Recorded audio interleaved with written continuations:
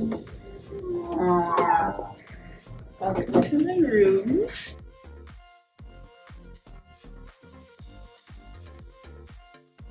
Hello, my name is Reese and I'm a first year student at Agnes Scott, and this is my dorm room in Winship Hall. It is made for 2 people, so I share this space with a roommate. This is my side and this is her side.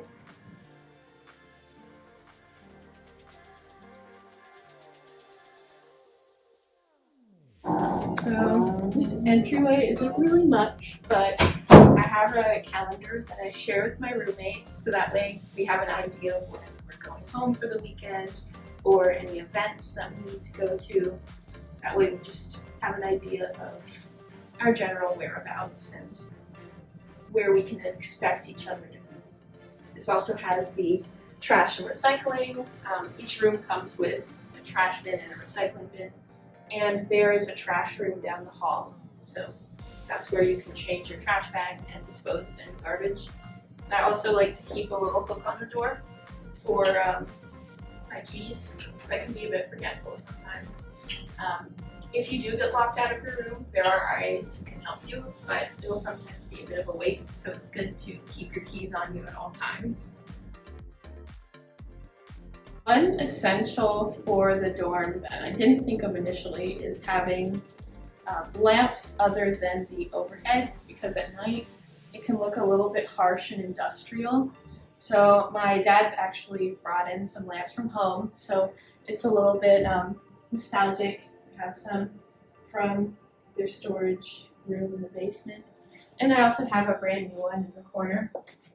It just makes the room feel a bit more homey, and I feel like it's nice to have some things you brought from home or just elements that make you feel welcome. Like, I try to keep fresh flowers in the room every week. I'm a plant person, so if that's your thing, then run with it. And it's also nice to have, like, I don't know, a fruit bowl, because eating fruits is important, and it just makes me feel like I'm in my kitchen at home.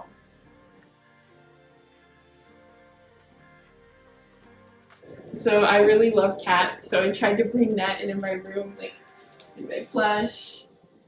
I have some little bookends I found on Etsy. It's just nice to bring things that I love into a space that I occupy most of my time in. I usually like to study in the library, but I tend to study in my room when I'm doing a load of laundry and I need to be nearby, or if it's late at night and I don't want to go out by myself in the dark. So I like to have like all the chargers I need, a laptop through which I can access like the Agnes Scott databases if I need to do research, and basically this is all stuff that I can have in the library. But I prefer that space most of the time because it's very quiet and there are many resources located there, such as the printers, that aren't as readily available at my desk.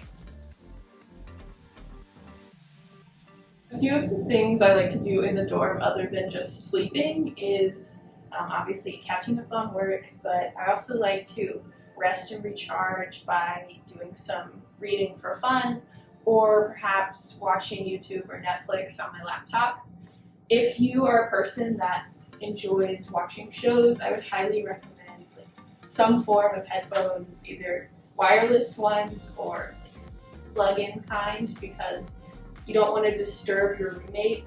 And if it's noise canceling, you can really watch shows even if they have friends over. You can just do whatever you want. It's also fun to bring your own friends over to the space. I have a trunk under my bed I will drag out occasionally to use as additional seating. It's not the most flashy thing in the world, but it works. And the dorm for me is mostly a space for me to have some time away from class. I'm an introvert and I need some alone time, and this is my place to do it.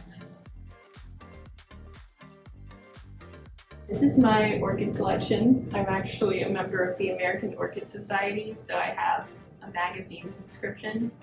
None of them are blooming right now, but I figured I would show off the window to all my plant-loving people because it really has a lot of space on the windowsill for anything from succulents to huge Oncidium orchids like this one.